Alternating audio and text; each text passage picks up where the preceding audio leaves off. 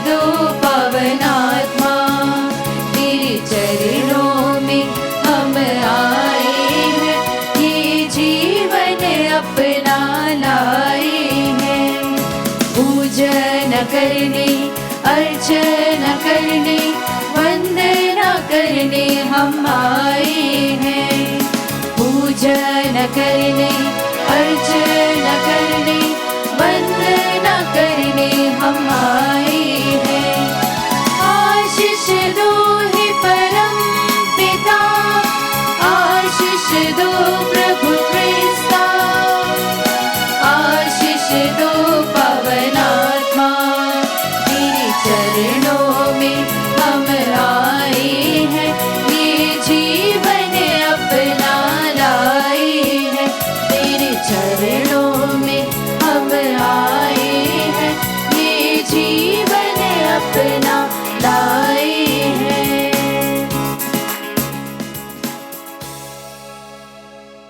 पिता और पुत्र और पवित्र आत्मा के नाम पर आमीन। हमारे प्रभु यीशु क्रिस्त की कृपा, ईश्वर का प्रेम और पवित्र आत्मा का साहचर्य आप सबको प्राप्त हो। और आपकी आत्मा के साथ। आप सबों को जय यीशु। जय यीशु। क्रिस्त में प्यारे भाइयों और बहनों, आज वर्ष का 33वां इतवार है और आज के इस पवित्र मिसा में मैं आप सबों का हार्दिक अभिनंदन करता हूं। और आज का दूसरा पाठ इब्रानियों के पत्र अध्याय 10 से लिया गया है। वहां पे वचन ये कहता है कि पुराने नियम के समय याजक प्रतिदिन भेड़ों को, बकरों को, बछड़ों को बलि चढ़ाते थे, लेकिन उन बलिदानों से पाप नहीं हरता था, पाप नहीं मिटता था। वे बलिदान केवल पापों को ढक देते थे। इसलिए ईसा मसीह ने एक पवित्र बलिदान चढ़ाया, अपने जीवन को चढ़ाया, अपने रक्त को बहाया और उस बलिदान के माध्यम से हमारे पाप मिट जाते हैं, हमारे अधर्म माफ हो जाते हैं। और जब कभी पवित्र मिसा बलिदान चढ़ाया जाता है, प्रभु यीशु के उस बलिदान को हम बलिवेदी पर दोहराते हैं। यीशु के क्रूस मरण और पुनरुत्थान को हम याद करते हैं। इसलिए कुरिन्थियों के पहले पत्र अध्याय 11-26 में संत पौलुस कहते हैं, जब हम रोटी चढ़ाते हैं और प्याला पीते हैं, हम प्रभु यीशु के आने तक उनके क्रूस मरण, उनकी मृत्यु को हम याद करते हैं, उनकी मृत्यु की हम यादगारी मनाते हैं। तो हर पवित्र मिसा बलिदान में हम लोग यीशु के क्रूस मरण और पुनरुत्थान की यादगारी मनाते हैं और इस पवित्र मिसा बलिदान के द्वारा हमारे पाप माफ हो जाते हैं। तो आइए हम अपने पापों को जानें, अपने मन को जांचें, अपनी आत्मा को जांचें। अपने पापों के लिए हम प्रभु से क्षमा याचना करें। हे भाइयों और बहनों, मैं सर्वशक्तिमान ईश्वर और आप लोगों के सामने स्वीकार करता हूँ कि मैंने मन, वचन और कर्म से तथा अपना कर्तव्य पूरा करने से अपने कसूर से अपने भारी कसूर से घोर पाप किया है। इसलिए मैं नित्य कुमारी धन्य मरियम से, सब स्वर्गदूतों, संतों और आप लोगों से, हे भाइयों और बहनों, विनती करता हूँ कि आप लोग मेरे लिए प्रभु ईश्वर से प्रार्थना करें। सर्वशक्तिमान ईश्वर हम लोगों पर दया करे और हमारे पाप क्षमा कर हमको अनंत जीवन प्रदान करे। आमीन।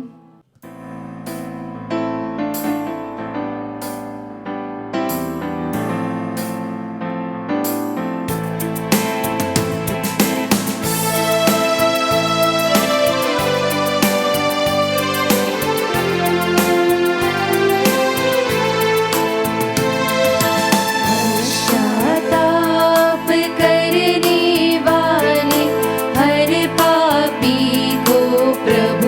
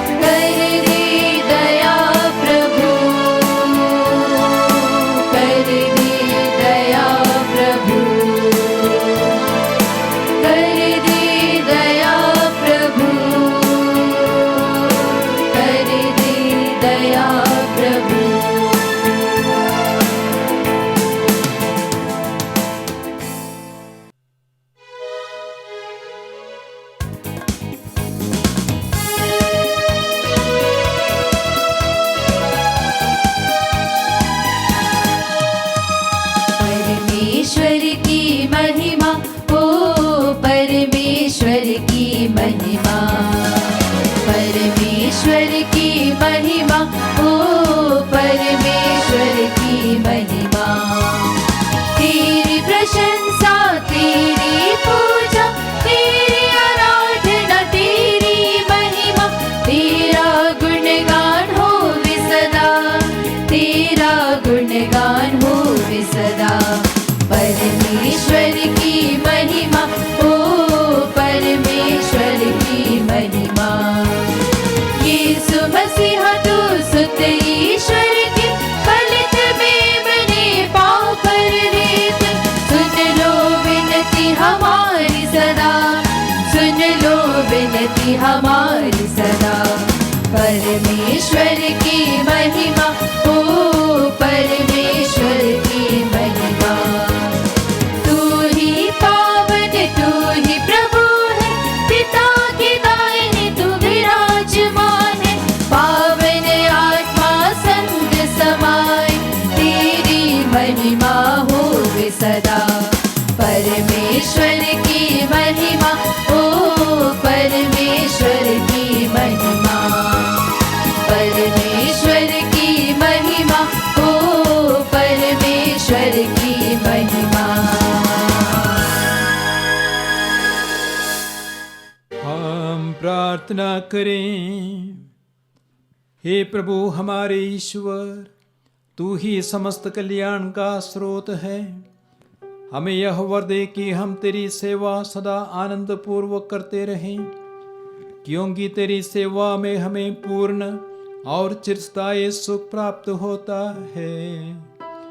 हम यह प्रार्थना करते हैं अपने प्रभु क्रिस्त के द्वारा, जो तेरे तथा पवित्र आत्मा के संग एक ईश्वर होकर युगानुयुग जीते और राज्य करते हैं। आमीन।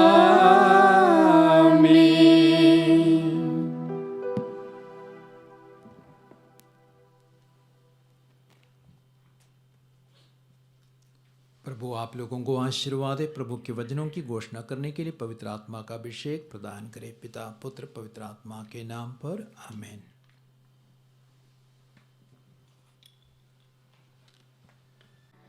वर्ष का 33वां इतवार। पहला पाठ नबी दानिएल का ग्रंथ, अध्याय 12 वचन संख्या 1 से 3। पाठ का मूल वाक्य, उस समय तेरी प्रजा बच जाएगी। उस समय स्वर्गदूतों का प्रधान और तेरी प्रजा की रक्षा करने वाला मिखाएल उठ खड़ा होगा। उस समय ऐसा घोर संकट होगा जैसे कि राष्ट्रों की उत्पत्ति से अब तक कभी नहीं हुआ, किंतु उस समय तेरी प्रजा बच जाएगी, वे सब जिनका नाम पुस्तक में लिखा रहेगा। जो लोग पृथ्वी की मिट्टी में सोए हुए थे, वे बड़ी संख्या में जाग जाएंगे, कुछ अनंत जीवन के लिए और कुछ अनंत काल तक तिरस्कृत और कलंकित होने के लिए। धर्मी आकाश की ज्योति की तरह प्रकाशमान होंगे, और जिन्होंने बहुतों को धार्मिकता की शिक्षा दी है, वे अनंत काल तक तारों की तरह चमकते रहेंगे। प्रभु की वाणी। ईश्वर को धन्यवाद।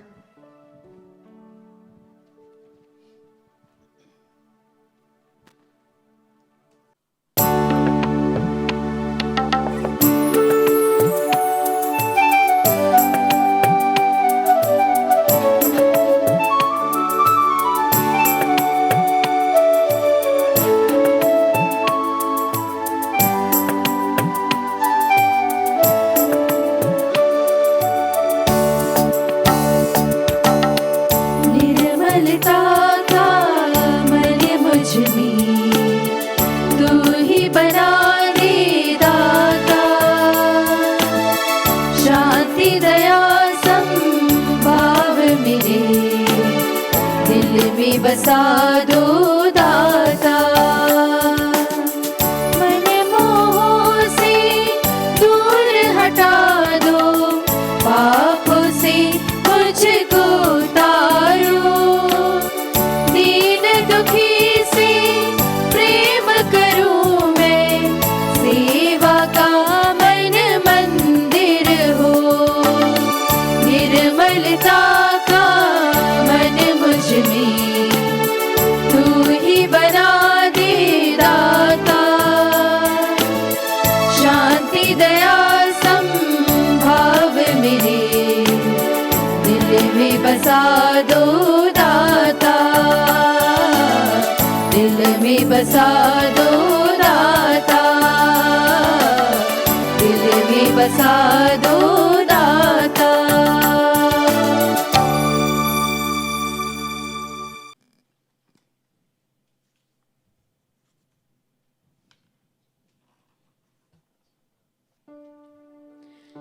दूसरा पाठ इब्रानियों के नाम पत्र अध्याय 10 पद संख्या 11 से 14 व 18।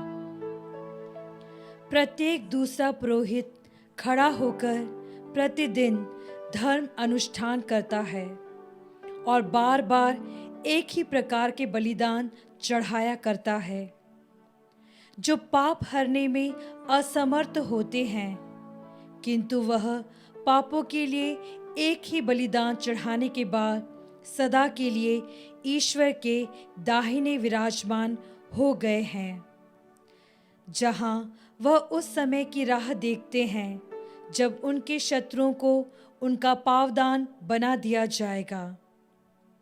क्योंकि वह जिन लोगों को पवित्र करते हैं उन्होंने उनको एक ही बलिदान द्वारा सदा के लिए पूर्णता तक पहुंचा दिया है। जब पाप क्षमा कर दिए गए हैं तो फिर पाप के लिए बलिदान नहीं रहा।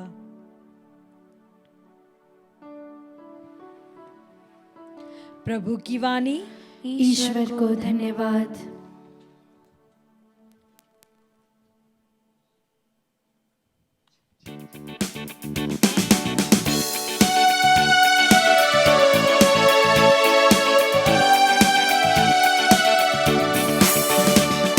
स्तुति करे राजपुरोहितों, उसे सराहे पवित्र सेवकों, राजा यीशु की करे आराधना, वो कितना मूल्यवान महिमा का प्रभु। Hallelujah hallelujah hallelujah hallelujah hallelujah hallelujah hallelujah hallelujah hallelujah hallelujah hallelujah. प्रभु आप लोगों के साथ हो। और आपकी आत्मा के साथ। संत मार्कुस के अनुसार पवित्र सुसमाचार। हे प्रभु तेरी महिमा हो। अध्याय 13 वाक्य संज्ञा 24 से 32 तक। उन दिनों के संकट के बाद सूर्य अंधकारमय हो जाएगा, चंद्रमा प्रकाश नहीं देगा, तारे आकाश से गिर जाएंगे और आकाश की शक्तियां विचलित हो जाएंगी। तब लोग मानव पुत्र को अपार सामर्थ्य और महिमा के साथ बादलों पर आते हुए देखेंगे। वह अपने दूतों को भेजेगा और वे चारों दिशाओं से आकाश के कोने कोने से उसके चुने हुए लोगों को एकत्र करेंगे। अंजीर के पेड़ से शिक्षा लो। जब उसकी टहनियां कोमल बन जाती है और उनमें अंगूर फूटने लगते हैं, तो तुम जान जाते हो कि गर्मी आ रही है। इसी तरह जब तुम लोग यह सब देखेंगे तो जान लो कि वह निकट है, द्वार पर ही है। मैं तुमसे यह कहता हूं कि इस पीढ़ी का अंत हो जाने के पूर्व ही ये सब बातें घटित हो जाएंगी। आकाश और पृथ्वी टल जाएं तो टल जाएं, परंतु मेरे शब्द नहीं टल सकते। उस दिन और उस घड़ी के विषय में कोई नहीं जानता, ना तो स्वर्ग के दूत और ना पुत्र, केवल पिता ही जानता है। यह प्रभु यीशु क्रिस्त का पवित्र सुसमाचार है। हे क्रिस्त तेरी स्तुति हो। क्रिस्त में प्यारे भाई और बहनों, जैसे मैंने कहा, आज वर्ष का 33वां इतवार है और आज संसार भर में बहुत से विश्वासियों, बहुत से भक्तों का यह मानना है कि ईसा मसीह का दूसरा आगमन बहुत ही निकट है। और शायद संसार भर में जो कोरोना महामारी फैल गई है और संसार भर में जो मौसम में बदलाव को हम देखते हैं, ग्लोबल वार्मिंग को देखते हैं, ये सब उनके संकेत है। अर्थात ईसा मसीह का दूसरा आगमन संभवतः बहुत ही निकट है। और बाइबल में पुराने नियम में सैकड़ों भविष्यवाणियां हैं बाइबल पंडितों के अनुसार, विशेषकर ईसा मसीह के जन्म, ईसा मसीह के जीवन और ईसा की मृत्यु और पुनरुत्थान और स्वर्गारोहण के बारे में। और 2000 वर्ष पहले ये सारी भविष्यवाणियां पूरी हो चुकी है। अब नए विधान में एक भविष्यवाणी है, वह अब तक पूरी नहीं हुई है, और वो भविष्यवाणी है ईसा मसीह के दूसरे आगमन के बारे में। और आज का सुसमाचार, मार्कुस का सुसमाचार अध्याय 13 वाक्य संख्या 26-27 में वचन कहता है, लोग मानव पुत्र को अपार सामर्थ्य और महिमा के साथ बादलों पर आते हुए देखेंगे। वह अपने दूतों को भेजेगा संसार के कोने कोने में, आकाश के कोने कोने में, और अपने चुने हुए लोगों को एकत्रित करेगा और उन्हें पुरस्कार प्रदान करेगा। प्रेरित चरित्र अध्याय 1:11 में भी हम लोग देखते हैं कि स्वर्गदूत ने शिष्यों से कहा, गलीलियों आप लोग आकाश की ओर क्यों देखते रहते हैं? जिस ईसा मसीह को आपने स्वर्ग में आरोहित होते हुए देखा, वह ईसा मसीह सामर्थ्य और महिमा के साथ पुनः आएंगे।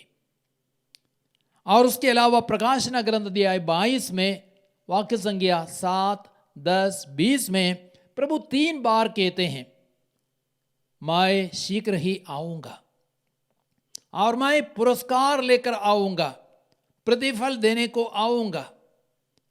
तो बार बार प्रभु कहते हैं कि प्रभु का आगमन होने वाला है, प्रभु अवश्य दूसरी बार आएंगे। लेकिन अब यह सवाल उठता है, वो कैसे आएंगे, क्यों आएंगे, कब आएंगे? तो वे कैसे आएंगे? पहला आगमन हमको मालूम है, एक बालक के रूप में ईसा मसीह आए। लेकिन दूसरा आगमन बालक के रूप में नहीं होगा, लेकिन संसार के न्यायकर्ता के रूप में अपार महिमा, सामर्थ्य और शक्ति के साथ और बादलों पर स्वर्गदूतों के साथ ईसा मसीह का दूसरा आगमन होगा। आज के सुसमाचार अर्थात मार्कुस 13:26 में इस बात को हम पढ़ते हैं। और मत्ती 24 वाक्य संख्या 27 में वचन कहता है, जैसे बिजली पूर्व से निकलकर पश्चिम तक चमकती है, उसी प्रकार मानव पुत्र का दूसरा आगमन होगा। अर्थात वो पल भर में आ सकता है। और आगे हम देखते हैं पेतरुस के दूसरे पत्र अध्याय 3 वाक्य संख्या 10 में, वहां पे कहा गया है, प्रभु का दिन चोर की तरह आएगा। अर्थात अचानक अप्रत्याशित घड़ी में प्रभु का दिन आएगा। चोर किसी को बोल करके नहीं आता है, फलाने समय पे मैं आऊंगा, तब तो वह चोरी करने में सफल नहीं होंगे। तो प्रभु का दिन चोर की तरह अप्रत्याशित घड़ी में होगा। और कब प्रभु का आगमन होगा, दूसरा सवाल है। और आज के सुसमाचार में आपने सुना मार्कुस 13:32 में वचन कहता है, उस दिन और उस घड़ी के विषय में कोई भी नहीं जानता, ना स्वर्गदूत जानता है, ना पुत्र भी जानता है, केवल पिता जानता है। कई सारे लोग झूठी भविष्यवाणियां बोलकर लोगों को बहकाते हैं, लेकिन वास्तव में कोई भी नहीं जानता ईसा मसीह के दूसरे आगमन का समय कब होगा। और मत्ती के सुसमाचार अध्याय 24 वाक्य संख्या 14 में वहां पे वचन कहता है, जब सारे संसार में सुसमाचार का प्रचार होगा तब अंत आएगा। आज तक एक दृष्टि से देखा जाए सारे संसार में सुसमाचार का प्रचार संभवतः नहीं हुआ है। शायद आपको मालूम है संसार भर में 790 करोड़ लोग हैं और उनमें से मात्र 270 करोड़ लोग मसीही है, ईसा मसीह को मानते हैं। अर्थात 2/3 लोग अभी तक विश्वासी नहीं बने हैं, वे ईसा मसीह को नहीं जानते हैं। तो इस अर्थ से संसार भर में सुसमाचार का प्रचार नहीं हुआ है। यदि संसार भर में सुसमाचार का प्रचार हो जाएगा तब अंत आएगा। और अब एक तीसरा सवाल उठता है, वो क्यों आएंगे? आज के पहले पाठ में दानियल के ग्रंथ अध्याय 12 वाक्य संख्या 2 में कहा गया है, वह आनंद जीवन और दंड देने के लिए आएगा। इसलिए कहा गया है, जो लोग मिट्टी में सोए हुए थे वे सब जाग जाएंगे, कुछ आनंद जीवन के लिए, कुछ आनंद दंड के लिए। अर्थात अंतिम दिन में जब प्रभु यीशु का दूसरा आगमन होगा तो जितने भी लोग मर गए हैं उन सबके शरीर का पुनरुत्थान होगा और उनके शरीर आत्मा से मिल जाएंगे। और आगे हम देखते हैं मत्ती के सुसमाचार अध्याय 25 में वाक्य संख्या 31 से 46 तक में, वहां पे वचन कहता है कि प्रभु यीशु धर्मी और विधर्मियों का न्याय करने के लिए आएगा और अपार सामर्थ्य के साथ स्वर्गदूतों के साथ बादल में आएंगे और वह धर्मियों से कहेंगे, आओ मेरे पिता के उस राज्य में प्रवेश करो जो तुम्हारे लिए आनंद काल से तैयार किया गया है। क्योंकि मैं भूखा था, तुमने मुझे खिलाया, मैं प्यासा था, तुमने मुझे पिलाया, मैं परदेशी था, आपने यहाँ ठहरने दिया, मैं नंगा था, तुमने मुझे पहनाया, और मैं बीमार था, तुमने मेरी सेवा शुश्रूषा की, मैं बंदी गृह में था, तुम मुझसे मिलने आया। अर्थात प्रभु यीशु हमारा न्याय करेंगे हमारे परोपकार के आधार पर, हमारे प्रेम के आधार पर, छोटे से छोटे भाई बहनों की सेवा के आधार पर हमारा न्याय करेंगे। और प्रकाशन ग्रंथ अध्याय 22 वाक्य संख्या 12 में कहा गया है, वह प्रत्येक मनुष्य को उसके कर्मों का प्रतिफल देगा, पुरस्कार देगा। तो वो पुरस्कार लेकर के आएगा। तो प्रभु यीशु क्यों आएंगे?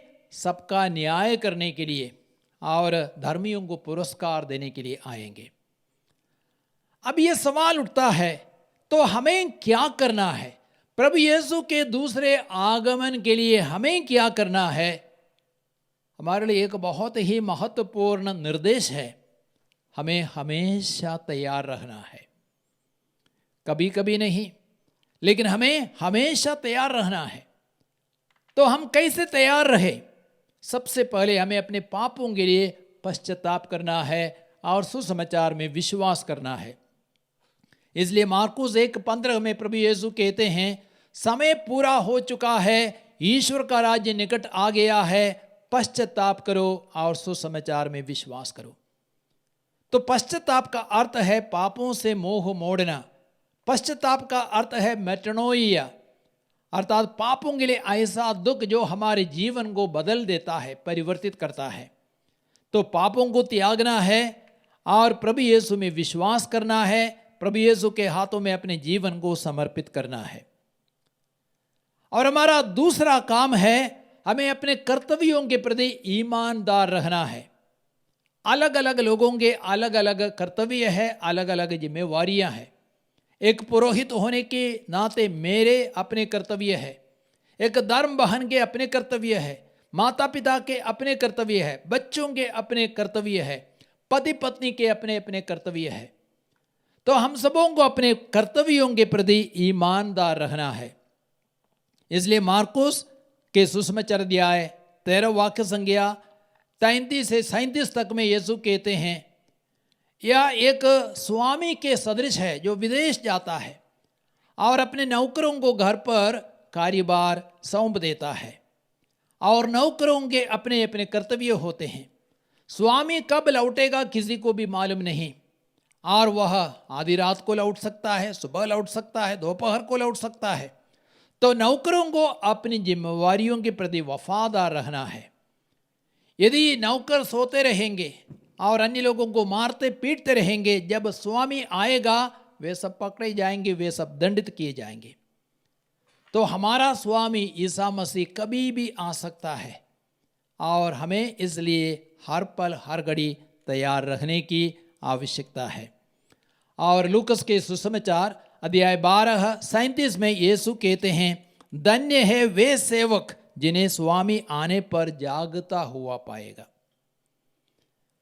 और एक तीसरा कार्य है, हमें प्रार्थना में लगे रहना है। मत्ती के सुसमाचार 26:41 में प्रभु यीशु कहते हैं, जागते रहो, प्रार्थना करते रहो, जिसे तुम परीक्षा में ना पड़ो। प्रेरित लोग जागते हुए प्रार्थना नहीं कर रहे थे, इसलिए वे परीक्षा में गिर गए, परीक्षा में पड़ गए, सबके सब भाग गए, कोई भी ईसा के साथ नहीं था यूहन्ना को छोड़कर। तो हमें जागते हुए प्रार्थना करते रहना है ताकि हम परीक्षा में ना पड़े, पाप में ना गिरे। और थिस्सलुनीकियों का पहला पत्र अध्याय 5:17 में संत पौलुस कहते हैं, आप लोग निरंतर प्रार्थना करते रहे, सब बातों के लिए ईश्वर को धन्यवाद देते रहे। और एक चौथा कार्य है, हमें सबके साथ शांति बनाए रखना है, अर्थात मेल मिलाप का जीवन जीना है। इब्रानियों के पत्र अध्याय 12:14 में वचन कहता है, सबों के साथ शांति बनाए रखे और पवित्रता की साधना करें। तो हमें मेल मिलाप की अवस्था में रहना है, किसी के साथ हमारी कटुता नहीं होनी है, बैर नहीं होना है, किसी से घृणा नहीं करनी है, क्षमा आवश्यक है, मेल मिलाप बहुत ही आवश्यक है। और एक पांचवा कार्य है, हमें धार्मिकता की शिक्षा दूसरों को देनी है और दूसरों को सुसमाचार सुनाना है। दानियल के ग्रंथ में आज के पहले पाठ में अध्याय 12 वाक्य संख्या 3 में वचन कहता है, जिन्होंने बहुतों को धार्मिकता की शिक्षा दी है वे अनंत काल तक तारों की तरह चमकते रहेंगे। जिन्होंने बहुतों को धार्मिकता की शिक्षा दी है वे अनंत काल तक तारों की तरह चमकते रहेंगे। तो हमें सबको धार्मिकता की शिक्षा देना है, सुसमाचार का वचन सुनाना है। और हम देखते हैं लूकस के सुसमाचार अध्याय 10 वाक्य संख्या 20 में, वहां पे प्रभु यीशु 72 शिष्यों से कहते हैं, लेकिन इसलिए आनंदित ना हो क्योंकि अबदू तुम्हारे अधीन में रहते हैं, लेकिन इसलिए आनंद मनाओ क्योंकि स्वर्ग में तुम्हारे नाम लिखे गए हैं। उन्होंने सुसमाचार का प्रचार किया था, वे 2-2 करके अलग अलग जगह गए थे, उन्होंने सुसमाचार का वचन सुनाया था। इसलिए यीशु ने उनसे कहा, तुम इसलिए आनंद मनाओ क्योंकि तुम्हारे नाम स्वर्ग में लिखे गए हैं, अर्थात तुम लोग स्वर्ग राज्य के नागरिक बन गए हो। जब हम सुसमाचार दूसरों को सुनाते हैं, धार्मिकता की शिक्षा हम दूसरों को देते हैं, हम ईश्वर के राज्य के नागरिक बन जाते हैं। हमारे लिए हिंदुस्तान का नागरिक बनना पर्याप्त नहीं है, अमेरिका का नागरिक बनना पर्याप्त नहीं है। हम लोग यहाँ थोड़े समय के लिए हैं, कुछ वर्षों तक जीवित रहेंगे, उसके बाद हमें यहाँ से जाना होगा। हमें स्वर्ग राज्य के नागरिक बनना है। और एक अंतिम बात यह है, हमें पवित्र एवं भक्तिपूर्ण जीवन जीना है। यदि आप पेतरुस का पहला पत्र पढ़ेंगे अध्याय 1 वाक्य संख्या 15 और 16, वहां पे संत पेतरुस कहते, जिसने आपको बुलाया वह पवित्र है, इसलिए आप पवित्र बने जैसे प्रभु ईश्वर स्वयं पवित्र है। तो हमें अपने समस्त आचरण में, अपने व्यवहार में, अपनी बातों में, अपने लेन देन में, अपने रिश्तों में पवित्र बनने की आवश्यकता है, तभी हम स्वर्ग राज्य के योग्य बनेंगे। और प्रकाशन ग्रंथ 21:27 में वचन कहता है, कोई भी अपवित्र व्यक्ति, कोई भी अपवित्र वस्तु नवीन यरूशलेम स्वर्ग राज्य में प्रवेश नहीं कर पाएगा। और जिनके नाम मेमने के ग्रंथ में अंकित किए गए हैं, जीवन के ग्रंथ में अंकित किए गए हैं, जो पवित्र जीवन जीते हैं, भक्ति का जीवन जीते हैं, वे ही नवीन यरूशलेम यानी स्वर्ग राज्य के अधिकारी बन सकेंगे। तो प्यारे भाइयों और बहनों, प्रभु यीशु का दूसरा आगमन निश्चित है, लेकिन वो कब आएगा हमें से किसी को भी मालूम नहीं है।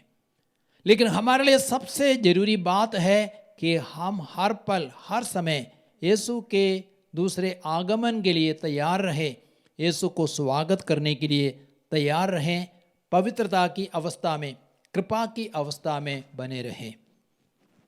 पिता, पुत्र, पवित्र आत्मा के नाम पर आमीन।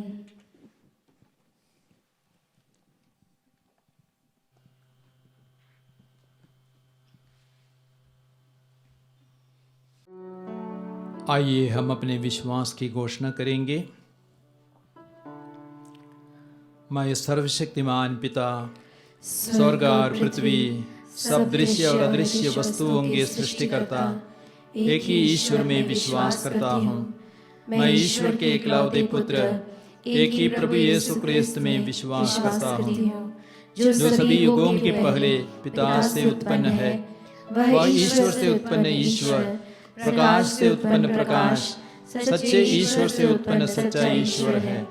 वह बनाया हुआ नहीं बल्कि उत्पन्न हुआ है। वह पिता के साथ एक तत्व है। उसी के द्वारा सब कुछ सृष्ट हुआ। वह मनुष्यों के लिए और हमारी मुक्ति के लिए स्वर्ग से उतरा और पवित्र आत्मा के द्वारा कुंवारी मरियम से देह धारण कर मनुष्य बना। उसने पोंतुस पिलातुस के समय दुख भोगा। वह हमारे लिए क्रूस पर ठोका गया। वह मर गया और दफनाया गया और धर्म ग्रंथ के अनुसार तीसरे दिन जी उठा। वह स्वर्ग में आरोहित हुआ और पिता के दाहिने विराजमान है।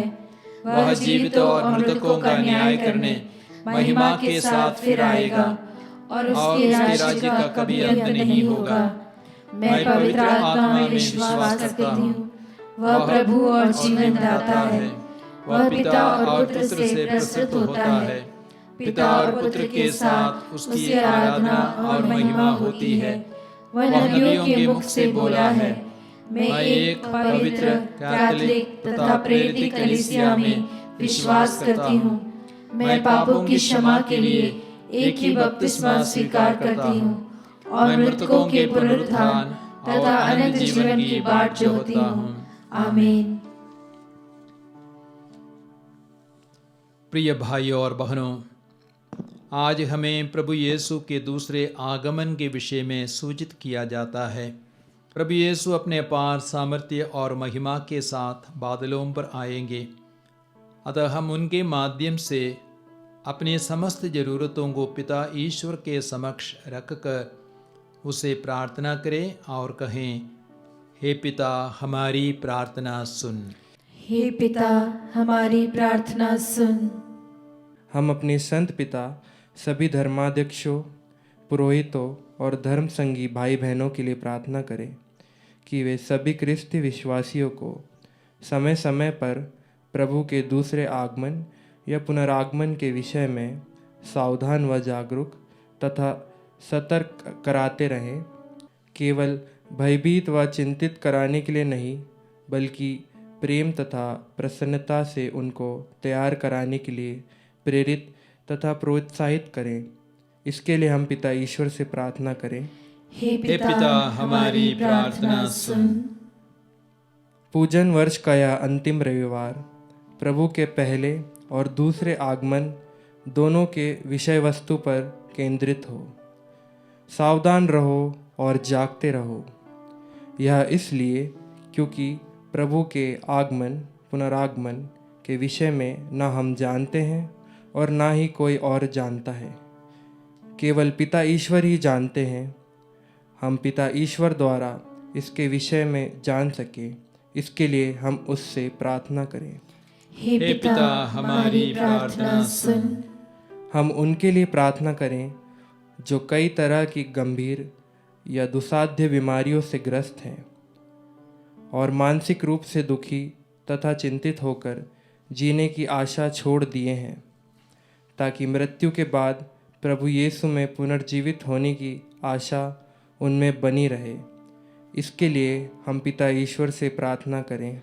हे पिता, हमारी प्रार्थना सुन। हम अपने मृत सभी माता पिताओं, भाई बहनों, प्रियजनों, पड़ोसियों एवं मित्रों के लिए प्रार्थना करें कि वे प्रभु यीशु में पुनर्जीवित होकर स्वर्ग में सभी दूत संतों की संगति में अनंत आनंद और शांति का अनुभव कर सके। इसके लिए हम पिता ईश्वर से प्रार्थना करें। हे पिता, हमारी प्रार्थना सुन।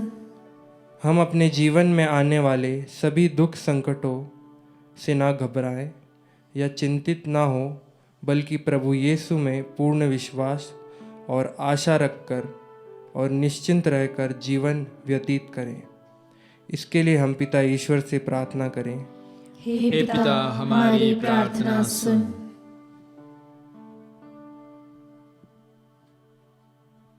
मौन रूप से अपनी निजी प्रार्थनाओं को अर्पित करें। हे सर्वशक्तिमान पिता ईश्वर, तेरे पुत्र यीशु को हमें उपहार के रूप में देने के लिए हम तुझे धन्यवाद देते हैं, जिनका दूसरा आगमन होने वाला है। हमें यह अनुग्रह तथा कृपा प्रदान कर कि तेरे पुत्र यीशु के पुनरागमन या दूसरे आगमन की तैयार उचित व समुचित रीति से कर सकें। हम यह प्रार्थना करते हैं उन्हीं हमारे प्रभु क्रिस्त के द्वारा, आमीन।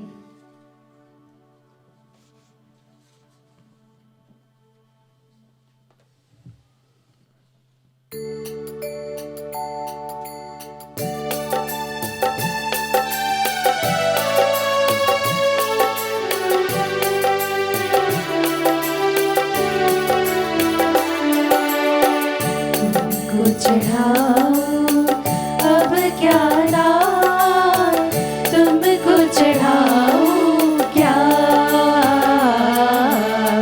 तुमको चढ़ाओ अब क्या नाम, तुमको चढ़ाओ क्या। पास मेरे तो कुछ भी नहीं, पास मेरे तो कुछ भी नहीं, तुमको चढ़ाऊं क्या, तुमको चढ़ाऊं अब क्या नाम, तुमको चढ़ाऊं क्या। दिल में ये जो आहट आती, तब प्रीति का साहस भरती। दिल में ये जो आहट आती, तब प्रीति का साहस भरती। काबिल नहीं मैं आऊं क्या, आऊं क्या, तुमको चढ़ाऊं अब क्या नाम, तुमको चढ़ाऊं क्या, तुमको चढ़ाऊं अब क्या नाम, तुमको चढ़ाऊं क्या। भाइयों और बहनों, प्रार्थना कीजिए कि सर्वशक्तिमान पिता ईश्वर मेरा और आप लोगों का यह वरदान ग्रहण करे। प्रभु अपने नाम की स्तुति तथा महिमा के लिए और हमारे तथा अपने समस्त पवित्र कलीसिया के लाभ के लिए आपके हाथों से बलिदान स्वीकार करे। हे प्रभु, जो उपहार हम तेरे प्रताप के सम्मुख लाते हैं, वे हमारे लिए तेरे प्रति अटूट भक्ति के प्रतीक बन जाएं और हम आनंद सुख का पुरस्कार प्राप्त करें। यह प्रार्थना स्वीकार कर हमारे प्रभु क्रिस्त के द्वारा। आमीन। प्रभु आप लोगों के साथ हो और आपकी आत्मा के साथ। प्रभु में मन लगाइए। हम प्रभु में मन लगाए हुए हैं। हम अपने प्रभु ईश्वर को धन्यवाद दें। यह उचित और न्याय संगत है। हे प्रभु पवित्र पिता, सर्वशक्तिमान और शाश्वत ईश्वर, यह वास्तव में उचित और न्याय संगत है, हमारा कर्तव्य तथा कल्याण है कि हम सदा और सर्वत्र तुझे धन्यवाद दें। तुझ में ही हमारा जीवन, हमारी गति और हमारा अस्तित्व निहित है। इस पृथ्वी पर निवास करते समय हम न केवल तेरे प्रेम का नित्य अनुभव करते, बल्कि आनंद जीवन की प्रतिज्ञा के अधिकारी भी बन जाते हैं। जिस आत्मा के द्वारा तूने यीशु को मृतकों में से पुनर्जीवित किया, उसी का प्रथम फल प्राप्त होने से हमें यह आशा मिली है कि हम पास्का का रहस्य में एक चिरस्थायी भाग प्राप्त करेंगे। इसीलिए सभी स्वर्गदूतों के साथ मिलकर हम बड़े समारोह के साथ तेरा स्तुतिगान करते हैं।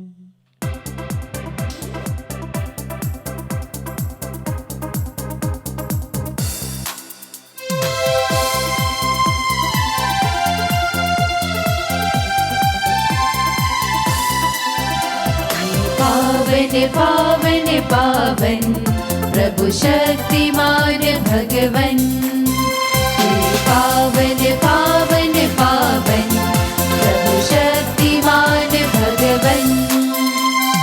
पूर्ण है उसकी महिमा से स्वर्ग और जहां, पूर्ण है उसकी महिमा से स्वर्ग और जहां। प्रभु शक्तिमान भगवन ऊंचे आकाश में होसाना, दाऊद के पुत्र को होसाना, होसाना होसाना होसाना होसाना होसाना होसाना।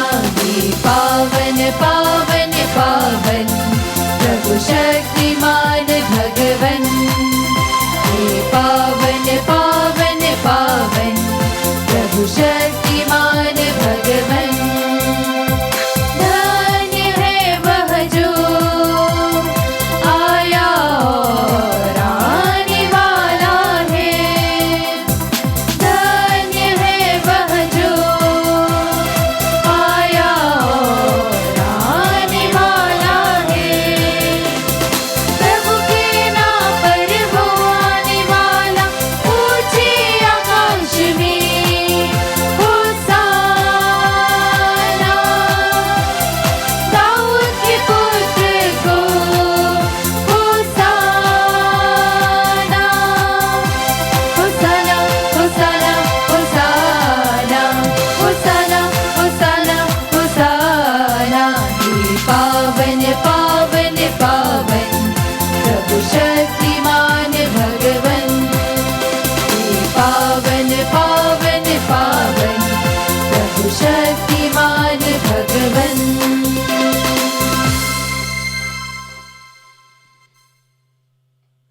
हे प्रभु, तू वास्तव में पवित्र है। यह उचित है कि तेरी समस्त सृष्टि तेरा गुणगान करे, क्योंकि तू अपने पुत्र हमारे प्रभु यीशु क्रिस्त के द्वारा और पवित्र आत्मा की शक्ति से सभी प्राणियों को जीवन तथा पवित्रता प्रदान करता है। तू सभी युगों में अपनी प्रजा एकत्र करता है कि दसों दिशाओं में दिन रात तुझे निर्मल बलि चढ़ती रहे। इसलिए हे पिता, हम तुझसे नम्र निवेदन करते हैं, हमारे इन उपहारों को पवित्र आत्मा की शक्ति से कृपा पूर्वक पवित्र कर दे, कि यह तेरे पुत्र हमारे प्रभु यीशु क्रिस्त के शरीर तथा रक्त बन जाएं। उन्हीं की आज्ञा से हम यूक्रिस्त का यह समारोह मना रहे हैं। जिस रात को यीशु मृत्यु के लिए सौंपे गए, उन्होंने रोटी ली, तुझे धन्यवाद दिया और रोटी तोड़कर उसे अपने शिष्यों को देते हुए कहा,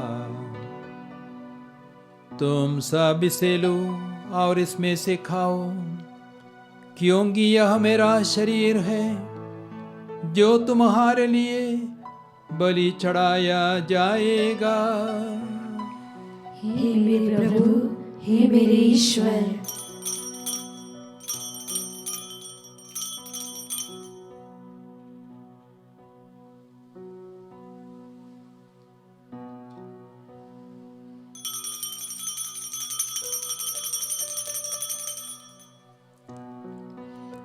इसी भांति भोजन के बाद उन्होंने कटोरा लिया, तुझे धन्यवाद दिया और उसे अपने शिष्यों को देते हुए कहा, तुम सब इसे लो और इसमें से पियो, क्योंकि यह मेरे रक्त का कटोरा है, नवीन और अनंत व्यवस्थान का रक्त, जो तुम्हारे और बहुतों के पापों की क्षमा के लिए बहाया जाएगा। तुम मेरी स्मृति में यह करो। हे मेरे प्रभु, हे मेरे ईश्वर।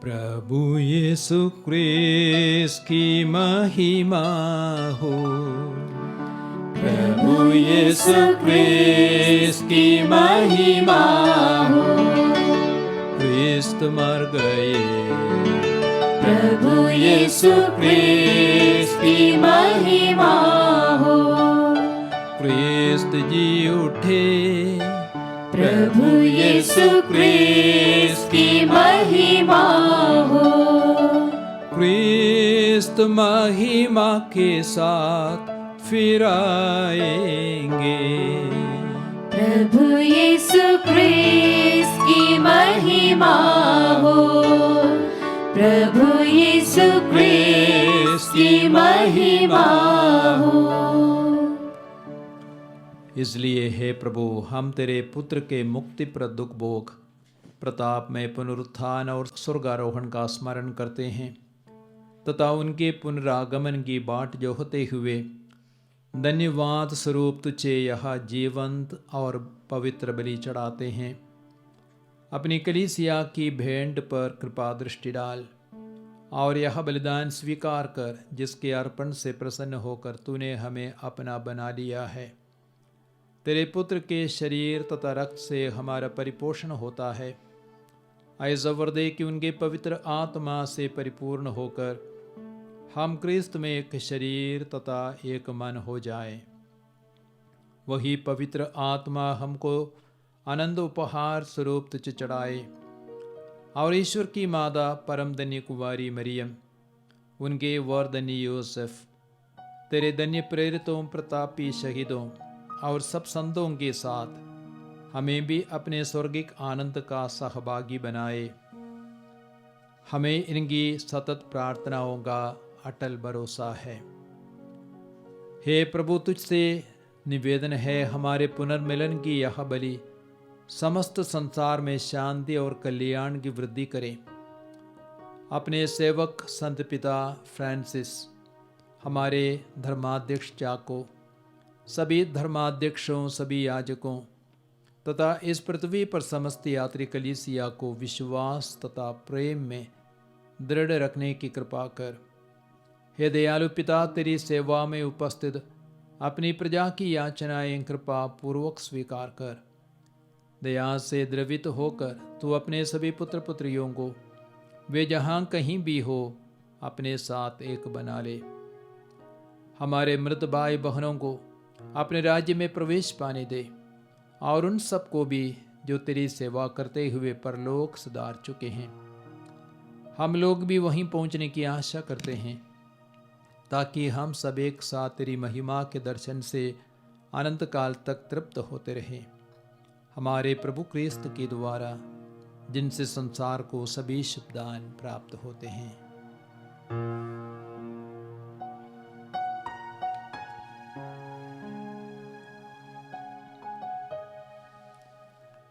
इन्हीं प्रभु क्रिस्त के द्वारा, इन्हीं के साथ और इन्हीं में, हे सर्वशक्तिमान पिता ईश्वर, पवित्र आत्मा के साथ सारा गौरव तथा सम्मान युगान युग तेरा ही है। आमीन। आमीन। आमीन।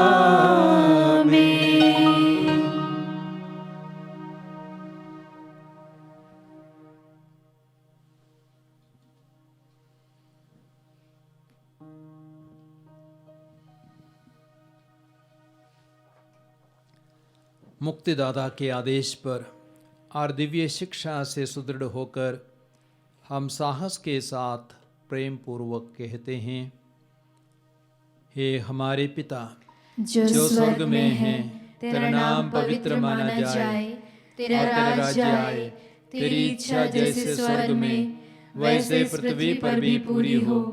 हमारा प्रतिदिन का आहार आज हमें दे, और हमारे अपराध हमें क्षमा कर, जैसे हम भी अपने अपराधियों को क्षमा करते हैं, और हमें परीक्षा में न डाल, परंतु बुराई से बचा। हे प्रभु, हम तुझसे प्रार्थना करते हैं, सभी बुराइयों से हमें बचा और इस जीवन में हमें कृपा पूर्वक शांति प्रदान कर।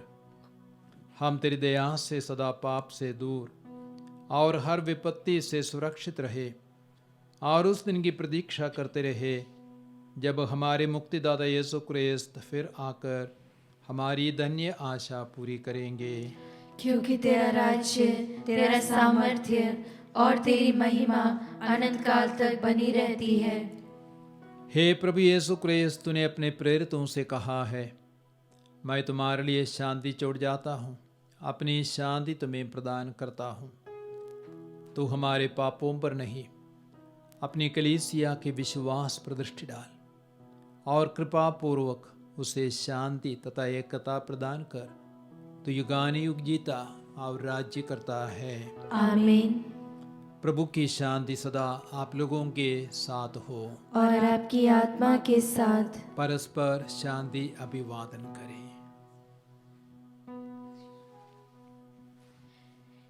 हे ईश्वर के मेमने, तू संसार के पाप भर लेता है, हम पर दया कर। हे ईश्वर के मेमने, तू संसार के पाप भर लेता है, हम पर दया कर। हे ईश्वर के मेमने, तू संसार के पाप भर लेता है, हमें शांति प्रदान कर। देखिए ईश्वर का मेमना प्रभु यीशु क्रिस्त, जो संसार के पाप हर लेता है। धन्य है हम सब जो प्रभु के इस भोज के लिए बुलाए गए हैं। हे प्रभु, मैं इस योग्य नहीं हूँ कि तू मेरे यहाँ आए, किंतु एक ही शब्द कह दे और मेरी आत्मा चंगी हो जाएगी।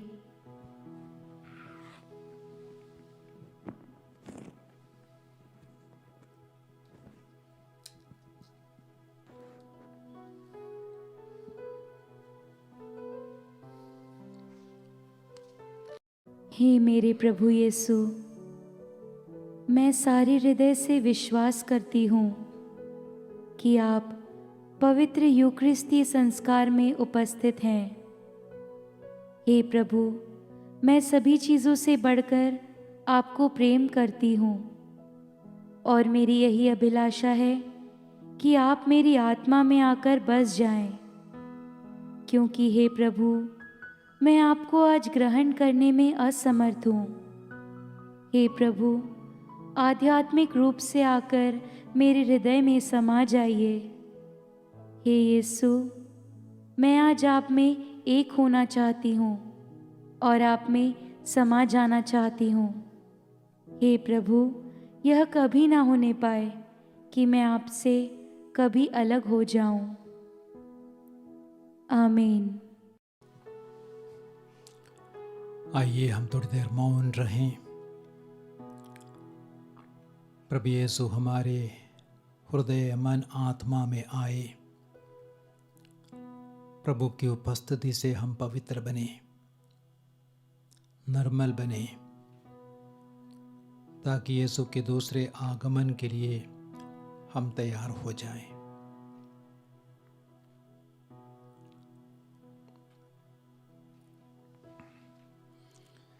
हम प्रार्थना करें। हे प्रभु, तेरी कृपा से हमें इस पवित्र संस्कार का वरदान मिला है। तेरे पुत्र ने हमें आज्ञा दी है कि हम उनकी स्मृति में इसे मनाया करें।